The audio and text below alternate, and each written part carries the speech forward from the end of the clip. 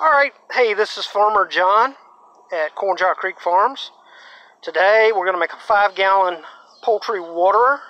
So what you're going to need is a 5-gallon bucket and a lid. You can get those at Lowe's, Home Depot, Walmart sells them. I got these from Tractor Supply. You're going to need a set or a pair of 2 of these. These are poultry watering cups. And those are going to be, we're going to drill holes in the bottom of the bucket, and that screws right in. According to the directions on the back of the package, you need a 3/8 inch drill bit right there, and you're going to need a power drill. So, because you're just going to drill one hole on each side, 90 degrees apart, and then you're going to screw one of these. There comes 2 in a package. The total cost of this thing is like $3 for the bucket, $3 for the lid, and these poultry waterers might have been $10. So you're $16 for the poultry waterer that you're going to go sit in your chicken coop on a block, or a milk crate will work, or a cinder block, or wooden blocks. Depends on what you want. And the way this works is the chickens see that little yellow piece in there and they tap it and the water flows. And the reason they tap the yellow piece is they think it's a grain of corn. I didn't know that, but Mom went and Googled that and found out why. So that's why there's a yellow piece in there. They think it's a grain of corn, they tap it, they get water, and eventually they learn that's where the water comes from. This thing will feed water like 12 chickens, because they're going to wait in line on each side. You could probably put 4 in there if you wanted to, but there might be a lot of waste.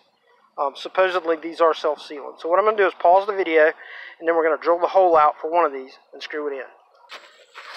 Okay, so the first thing I'm going to do is go right here. Remember, there is about a 1/4 inch lip, so I want to go a little bit further up from that. And let's make this like nice and centered on the logo, so every time the chickens come up here, they get a little dose of marketing. So I'm going to just drill the hole right in, and there it went. So now, to center the hole on the other side, I'm going to take my stick, and I'll put it right there. It's going to go right across the center of the tub, and we're centered on the ring in the middle, and then we're centered on the hole on the other side, and the actual hole on this side will go right there. And we want it to be,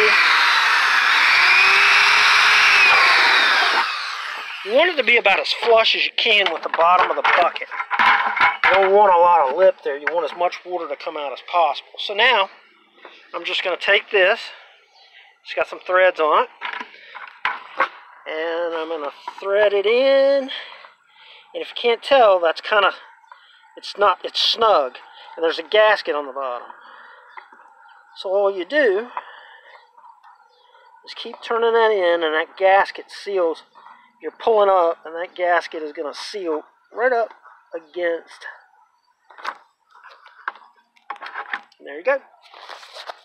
That's how that works. So, we're going to get our other one. Pardon the mess here. I've got a bunch of plants and buckets here. And so, the other thing is, this thing will actually, I'm going to try to hold this. You can, if you notice, it'll go in 2 different ways. That way is snug. And then, if I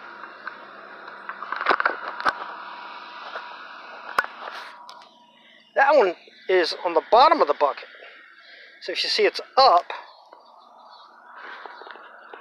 And then this one is like that. So you could mount these on the bottom of the bucket if you wanted to. So I'm going to take that. Screw this one in. Once again, it's snug, but it goes right in.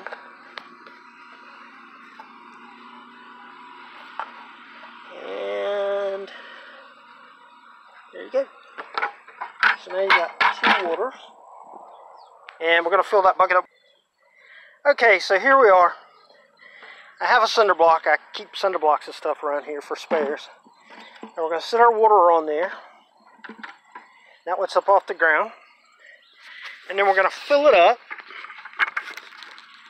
with some water. Alright, dude. So there you are. You got about 2.5 gallons. Watch this. You see that? When the chickens pop the little yellow thing, the cup fills up with water. See that? The cup fills up with water. And you straighten your cup up, and the chickens will drink out of that. Then, put a lid on it, and there's your chicken water. So, that's it for today. We got a automatic chicken water. As you see, I've got another 5-gallon bucket here. I'm going to make another one. So, a little bit of investment up front, but you get an automated food feeder. Remember, the average chicken we eat 1/4 to 1/2 pound of food a day. So you can figure out how much. I think a scoop has enough for 2 chickens in it a day. But this is pretty much self-service, and it eliminates the water is good because you've got 5 gallons of water there. The feeder, it eliminates them getting in and scratching, because when they go in a scratch, see what I had to do here? I put a plant pot in there so they can't get in and scratch, but when they scratch, they waste a lot of food. And you don't want to waste food. So, and another little trick here, I use 35-gallon pail for the food. That keeps it dry, and I can store it right here next to the run for them to eat.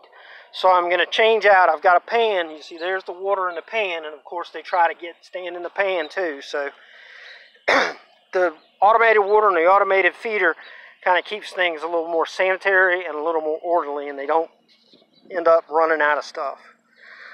That's it for me today. This is Farmer John from Corn Jock Creek Farms and the Greg Snowden House in Maple. Hope you guys enjoyed this. Hope you take something away from it. If you have any questions, you can always ask us on Facebook. Thanks.